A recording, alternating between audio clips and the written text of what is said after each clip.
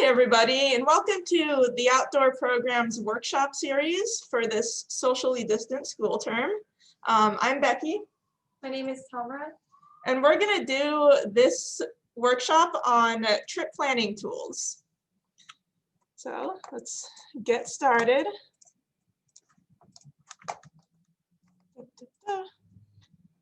All right. So, introduction slide, we can skip that for now, but go ahead and think about these questions if it makes you feel better. So I'm going to start by talking about what we're going to be covering this evening. So we're going to be covering different routes, the length of the trip, like time, miles, food planning, maps and navigation, different hazards to keep in mind, be covering experience level and different gear that you'll be needing. Plus more, a lot of different sources that you can use for your future endeavors. Yeah, and just to make a point, we could do a presentation on any one of these topics and have it go for a whole hour. We're just going to do a very quick overview because these are things that you should keep in mind while you're planning your trip. But there's a whole lot more to go into with all of these topics. So, how do you find a hike? That's kind of the first thing you need to figure out, right? Where you want to go, what kind of trip you want to do, and there's a couple different resources you can use for finding that out. So you can use the internet. These are two websites that I really appreciate, OregonHikers.com or .org and alltrails.com. And both of these websites have really good collections of hikes all over the Pacific Northwest, Oregon. All Trails does hikes that are all over the country. I tend to like Oregon Hikers a lot because it gives you detailed route descriptions. And one of my favorite parts is it includes trip reports. So you can read the reports of other people who have done the hike. Like if you read a trip report from a week ago and it says, oh, there's this giant fallen log that my kids couldn't get over. That's a really good information, and it's going to have lots of up-to-date information that All Trails might not have, although it is still a very good website. All Trails also includes weather in the sidebar, which can also be very useful. Another resource are just guidebooks. Pros, you don't need any internet. They're portable up to a point. You know, if you have a big heavy book, you might not want to bring that, but you can scan one page or two and have that in your pocket for really quick reference. The thing about a guidebook is that's probably not going to be super up to date, especially if it was published in like 1978 or something like that. So it's always good to, once you read it in a guidebook, do some more research, but it's a good starting point. If you come to the Outdoor Program Library here, we have a ton of books that you can hang out and read from. Unfortunately, you can't take them with you, but if you're looking for a starting point for books or hikes, come to the Outdoor Program and we've got some good resources for you. Caltoppo and you.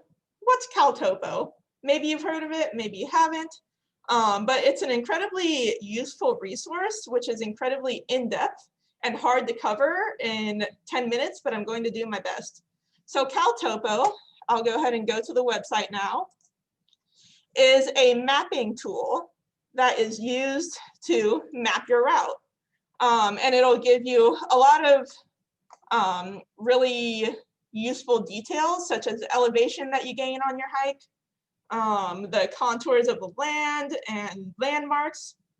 And it's very useful if you don't have an existing map or if you want to go a little more in depth. So how do you use Caltoppo?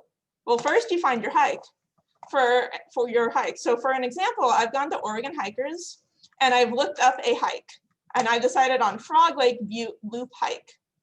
I've done this hike before, so that's why I chose it, but it's good for doing stuff you don't know about either. And I'm going to locate this hike on Caltoppo. So start point, Frog Lake Trailhead.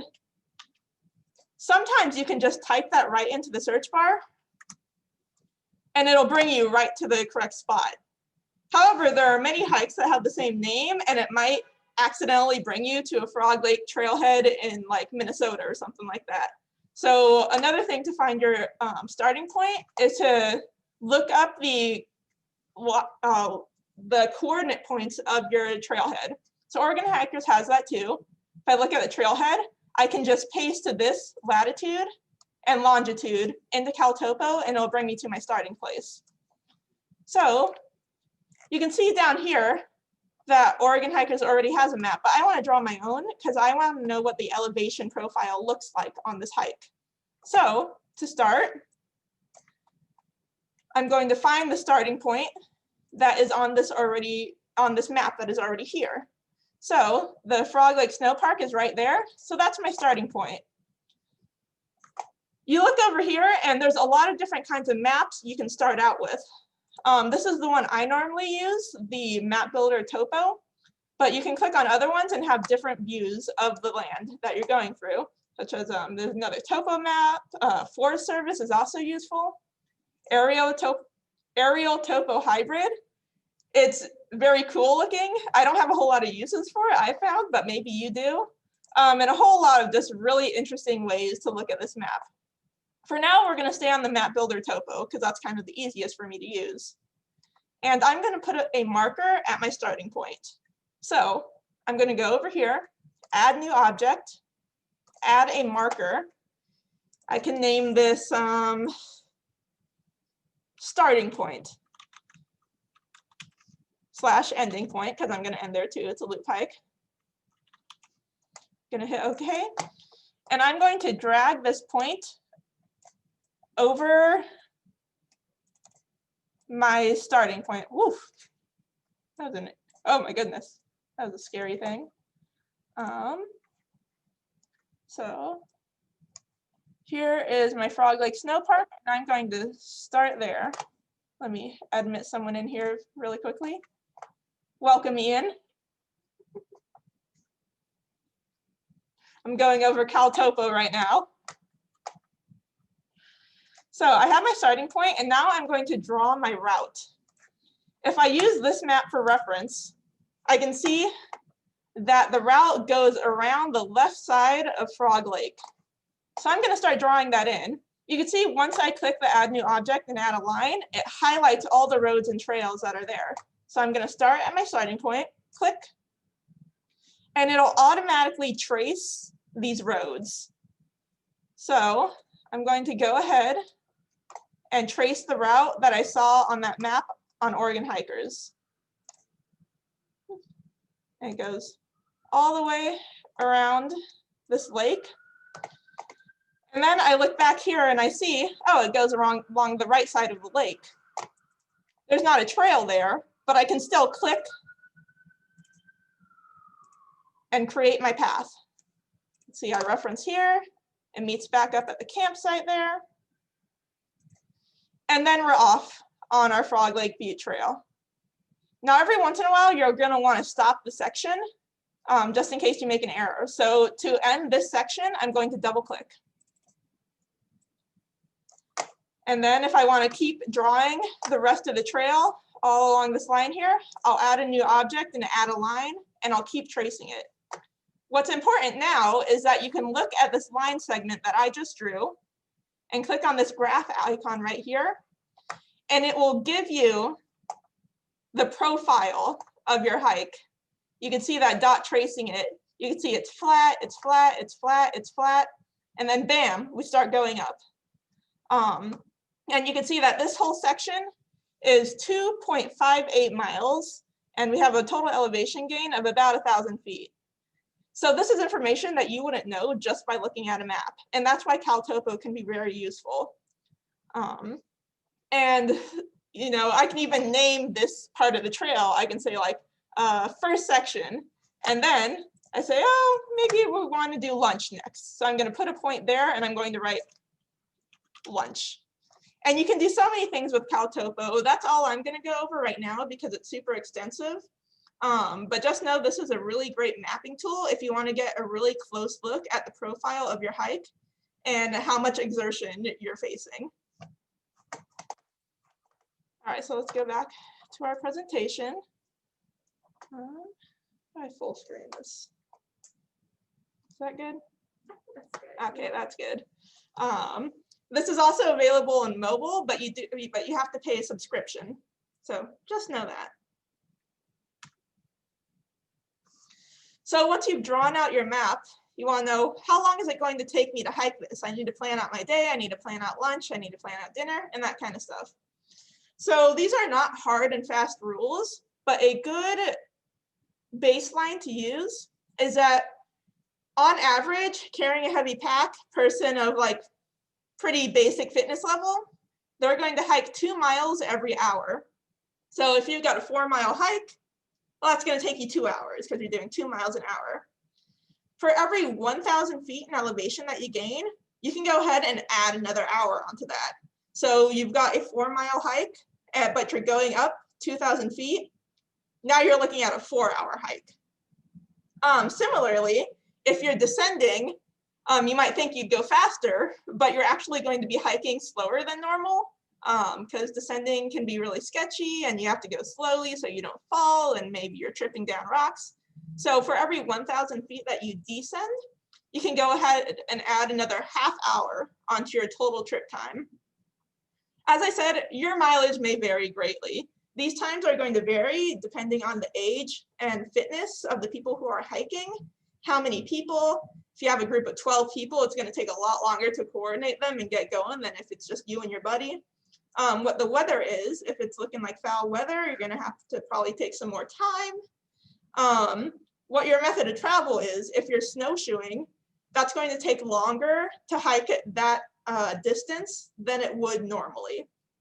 Also, take time to schedule in some rests, some time to take in the scenery, take pictures, have lunch, because you're not going to want to run out of time to do all those very, very important basic needs. So next I'm going to be covering food planning for the backcountry.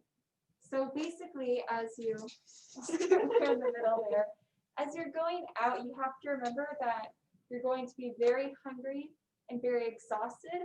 So as you're packing, make sure to have a lot of protein-based fatty foods. A couple examples include mashed potato down here, bars, nuts, dried fruit, dark chocolate. These are also very portable. You know, you can just slip them in your pocket or like your backpack strap and just grab them super easy. You also want to think about weight as you're going out. So things that can be boiled, for example, if you're going on a backpacking trip for a few nights, you would bring like dry pasta to, you know, boil on your little portable stove. Dehydrated foods can be good. I cover them a little bit, a couple sentences down. This isn't really a huge deal when car camping. Like you can bring as much food as you need. You don't really have to think about weight too much if you're, you know, car camping. These are just like tips really to keep in mind as you're backpacking. Some benefits of like pre-packaged dehydrated meals is that they're super convenient. You know, I've been to REI before and they have like, I don't know, spaghetti and meatballs that you can like boil up, and it's like, how does that work?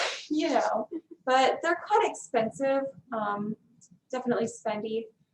You can also go to Winco and go to the bulk section. Super cheap, but it does require more planning if you're going to be doing that. So just some things to keep in mind. Yeah, there's a lot of grocery stores that have bulk sections too. Yeah, not just Winco. There's a lot of options. But shout out to Winco. They're like the cheapest prices in town, and you can feed an army of people for not very much money, and it's great. Yes, it's pretty cool. Now we're going to go into another topic of things that you should look out for while you're planning your trip: hazards. One of the main hazards you're going to run into is, what is the weather? It's a good idea to, when you have your date checked, to keep checking the weather as the week goes on and leads up to your date, because it'll change day to day. Make sure you especially check it the night before you leave. As you're looking out for weather, you're also going to want to take into account your elevation. If you're at sea level 0 feet elevation, it's going to be a whole lot different when you're at like the top of Mount Hood. Rain at a lower elevation in the winter can equal sleet or snow at a higher elevation. We have a couple of sites here that we use when we're planning our trips. Mountainforecast.com is good for mountain hikes because you can set what elevation you're at and it'll give you a prediction of the weather. So that solves the problem I talked about before, where rain at one hike could lead to snow at the other, but you only planned for rain. Another one that we use is Weather Underground, which is just another good all-purpose website for checking the weather. And you can use, like, so many other sites just give you the weather, like weather.org. You just search it in Google and it'll spit out a number. To get the most accurate reading, we recommend looking up the weather for the closest town/ranger station to your hike. And that'll give you the most accurate weather instead of just typing in coast weather. That's not going to be super accurate. I also want to reiterate that just because the weather is looking foul doesn't mean you have to cancel. It doesn't mean you should cancel. We live in Oregon where it's going to be raining probably like 70% of the year. And it's totally possible to have a great, fulfilling hike and have a lot of fun, even if the weather is bad. But do keep safety in mind. There's a point at which you just have bad weather and a point at which it'll endanger your health and your safety. Some other hazards to keep in mind include wildlife and different toxic plants. We had a, would you mind moving that down a bit? There we go. Yeah, last Wednesday we actually had a plant identification workshop that we went over. If you're curious, a couple of toxic plants to watch out for. So as you're going out, have a bear bell canister, a bear hang with you. A bear hang is basically just like, I believe it's like a rope. I haven't really used that before. Yeah, it's just a bag that you hang from a tree. It's a bear hang. Yeah, basically like keep your food up, because that's probably the main reason bear is going to go after you, right? So just if you plan on going out alone, really understand the dangers of going out solo, but for the most part, you really should just have somebody else with you.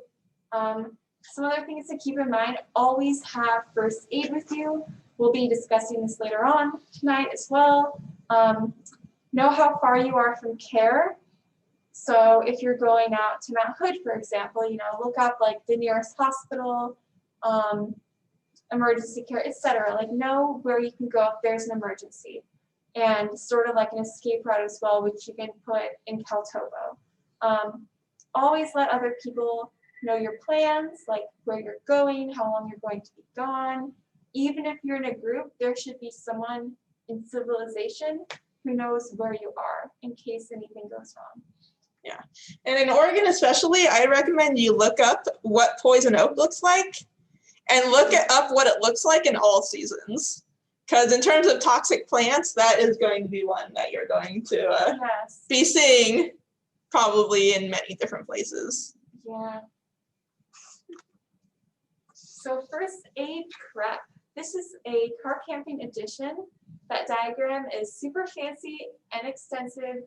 You definitely don't need anything, or you need things. You definitely do not need everything in there.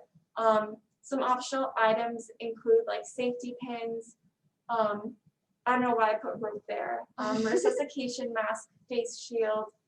Rope is actually quite important. It's come in handy as I've been out camping. So I just kind of put a list on the side there of things that are pretty important to have. Scissors, tweezers, whistle, flashlight, saline. That's just basically to clean wounds, though I don't think I've used it before. A rescue blanket, disposable gloves, different types of bandages, burn dressing, cotton bandage. Again, it's a lot of stuff. You probably don't need all of it, but if you are car camping, I think it's totally fine to have a little bit of extra. Band-aids, bring extras, like a variety of different sizes, hypoallergenic adhesive tape, wide roll, large and small dressing pads, again, for any wounds, cuts, etc., and then wipes to clean out any injuries as well. It's important to have. So for the backcountry, your list does get a little bit, well, I would say smaller, but not necessarily. Again, some of these are kind of optional, just depending, you know, like bug spray, hand warmers. I think hand warmers are more applicable for like winter backcountry camping. So at the top, I've included a website that you can go to. It just basically like describes in detail what this kit looks like. So in the backcountry, one elastic bandage, like the ACE bandages, triangle bandage, gauze, adhesive tape, ibuprofen, Tylenol, that can be super useful if you're not feeling well. Electrolytes for when it's hot, optional anti-nausea medicine, extra tape. The extra tape is really good for blisters, gear repair, or even just for bandages. Vaseline, Neosporin, again, is optional. If you chafe a lot, it can be super helpful to have. Sunscreen, like I said, hand warmers and bug spray optional. Emergency blanket, I would say this is really only applicable for a day hike in case you get lost and have to spend the night. If you're camping, most likely you're not going to need a blanket as you have a sleeping bag. And definitely have cleaning wipes and extra band-aids as well.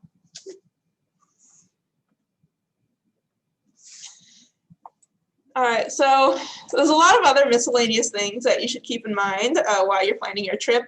One, I like this, the bathroom situation. It sounds like the name of an album or something. I don't know. What genre of music would that be? Maybe I shouldn't think about that. But it's actually really important to think about, is there going to be a bathroom out there? Like, what is the toilet situation going to look like? Is it going to be a situation where I'm going to need to pack out my waste? So if you're going hiking and your trail, it's a very well-known trail, and there's a porta potty at the beginning of the trail, well, you're going to be pretty good. That doesn't mean you still shouldn't bring some extra toilet paper and a baggie to pack it out with you anyway.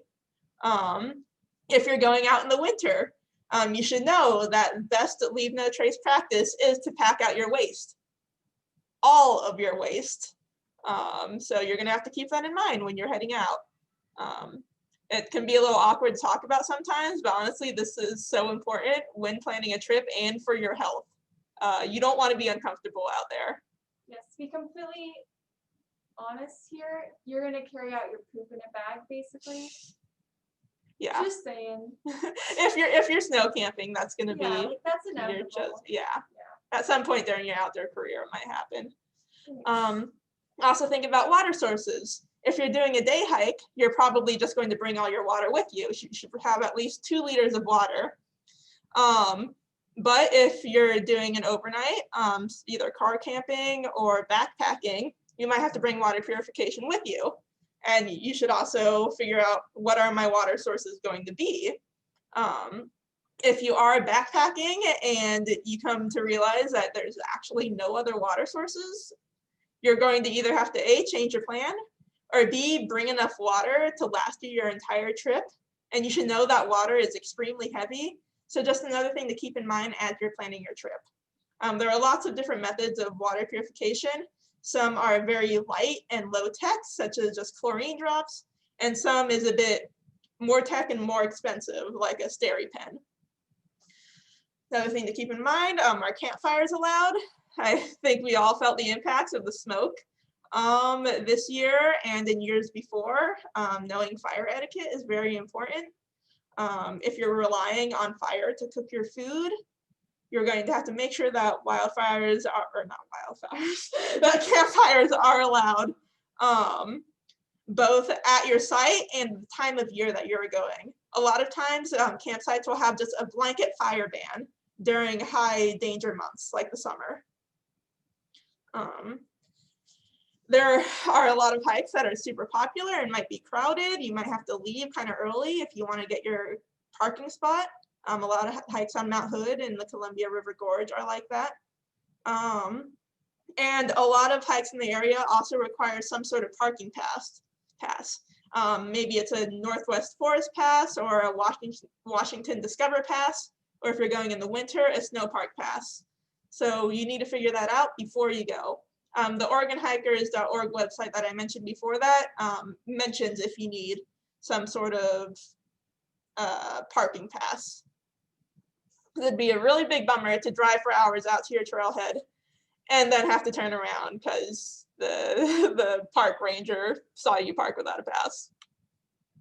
You should pay for the pass anyway, but it sucks being caught. And there's just so much to go into packing that we can't mention at all. But here are some categories of packing that you should keep in mind. Cool, true, thanks, Ian. So we already mentioned this before, so this is a bit of a review, but your food and water sources, also what your clothing and footwear is gonna look like. If you're doing a week-long backpacking trip, you can wear the same shirt and pair of pants and maybe pair of underwear, but I wouldn't recommend it. Your hygienic needs, you're gonna have to bring your poop bag maybe you gotta bring your toilet paper, you gotta bring some hand sanitizer, get it figured out. Another category of packing is sleeping/shelter. If you're building up a tarp shelter or just putting up a tent, or if you don't expect any rain, you should still bring a shelter of some sort, even if you don't think there's gonna be rain. Your first aid kit, cooking items / supplies. So that's your stove, your pots, your pans, your spoons, your measuring cups maybe. And then other assorted items such as your hiking poles if you're bringing those, and your backpack. And then other specific gear for your trips, like if you're snowshoeing, got to bring your snowshoes. And additionally, the importance of this varies depending on how long your trip is going to be, but some sort of means of navigation.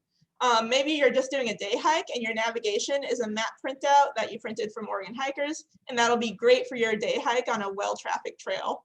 If you're going a bit more backcountry, or if you're doing a longer trip, you might need something a bit more extensive, like maybe a whole fold-out map, a compass, and any other things you need for navigation.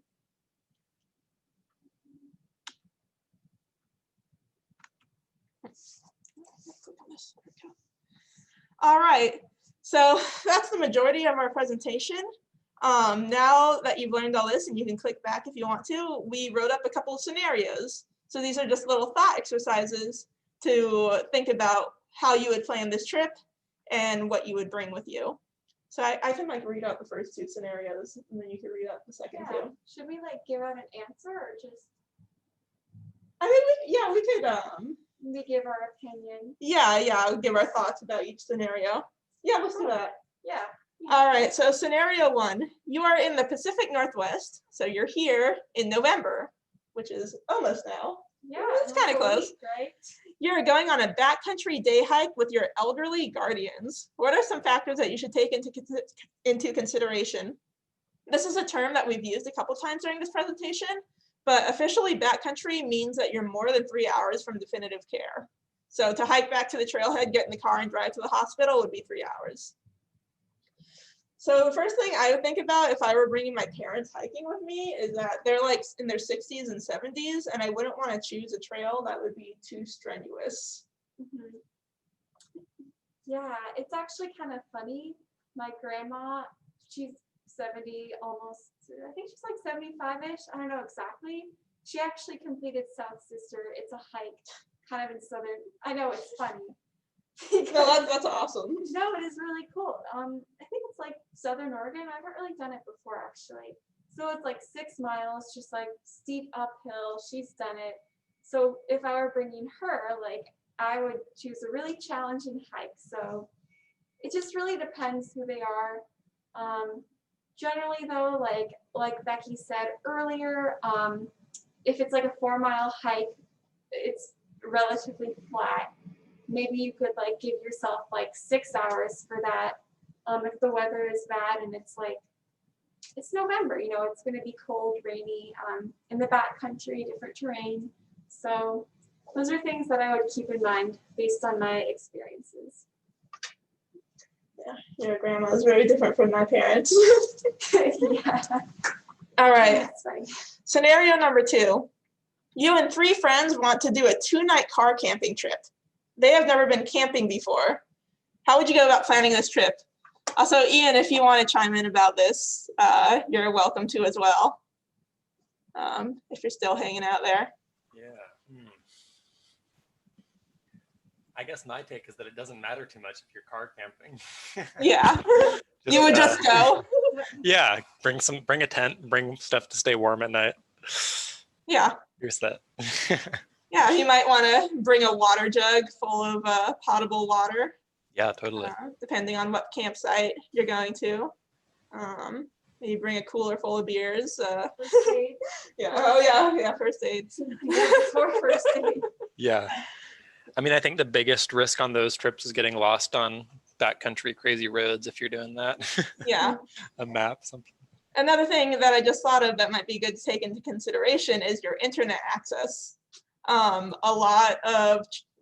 The majority of trails and campsites probably aren't going to have any sort of internet access, maybe like very like shaky. So if you need to like access any maps, it'd be a good idea to download those beforehand. Anything else to add to those two? Looks good. All right. I will be reading off these two. So a friend of yours is planning to take a solo 3-month trip in the Pacific Northwest during the winter. They're not telling you where they're going because they want to be left alone. Name 3 reasons why this is a terrible idea.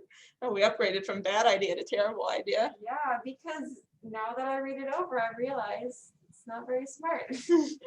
Y'all can tell me why. Yeah.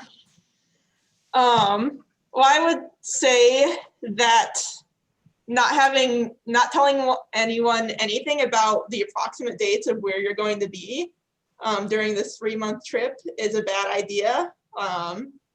If you go missing and your family and friends have no idea what to tell authorities about where you might be at that time and date, that'd be real bad. Yeah, and just in general, so that's one reason. 3 months in the Pacific Northwest, terrible weather, and it's just a long time. I mean, it's the winter.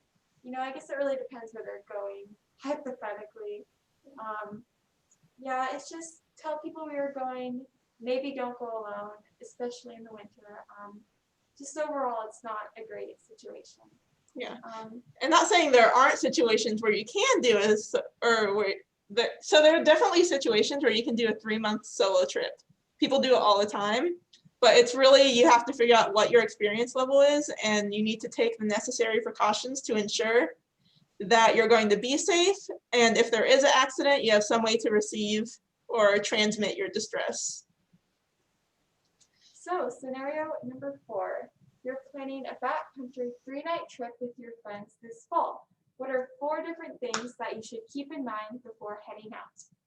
And a little hint, think back on the miscellaneous slide, which is right there. Well, for 3 people, I would think about how much food I need to bring. Was it a 3-night backpacking, 2-night backpacking? I believe it was 3.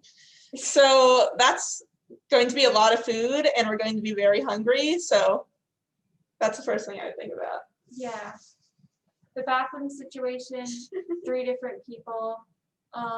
Some areas do allow you to like defecate, basically. I've been to some areas where they can. Maybe I'm not gonna go into that because now I feel like anyway. If you're gonna have to bring a shovel to bury your waste, make sure that you have 1 shovel and maybe 1 backup. So I would keep the bathroom situation in mind, especially in fall if it's going to be snowing in the area. Water sources also important, especially as it gets colder. Campfires, probably not, but is it crowded? Parking, day pass, annual pass, all those things. I'll just keep everything in the back of my head as I'm filling out, especially with 3 people. Yeah, that question was kind of like a review of a lot of the things we went over on the slides. Oh, 3-night trip with your friends, not 3 friends. Yeah, gotta bring a lot of stuff for a 3-night night. Yeah. All right. Well, thank you for tuning in, whether you're here at the moment. Thank you, Ian. Or if you're watching this after the fact. We would open this up to any questions. If you have Any questions, questions, just Ian? contact the ODP and then maybe one of us will pick up. and we'll see a bear. I missed the very beginning, but you mentioned some different like navigation software. I'm curious, like what you use to navigate in the outdoors. When I'm making a map, I use Caltoppo to begin with. There are also lots of phone apps that you can use to access a map that'll show you your exact position. Ian, I know you know a bit more about that. But I would at the very least have a printed out copy of your map, maybe 2 copies. Put one, you know, in your jacket pocket and put one at the bottom of the pack where it's not going to get wet. Yeah. And there's a couple different websites that I use to access maps. Yeah. Nice, thanks. You're welcome, Ian. All right. Well, thank you for watching this video. We hope you have great outdoor adventures. If you ever have any questions about gear or planning a trip or where to go, definitely pop into the outdoor program or give us a call. It would be awesome to hear from you, and we've got lots of knowledge bombs to drop on you. All right, are we good? I think we're good, yeah. All right. Hope you all have a great day, wherever you may be. All right, bye. Bye.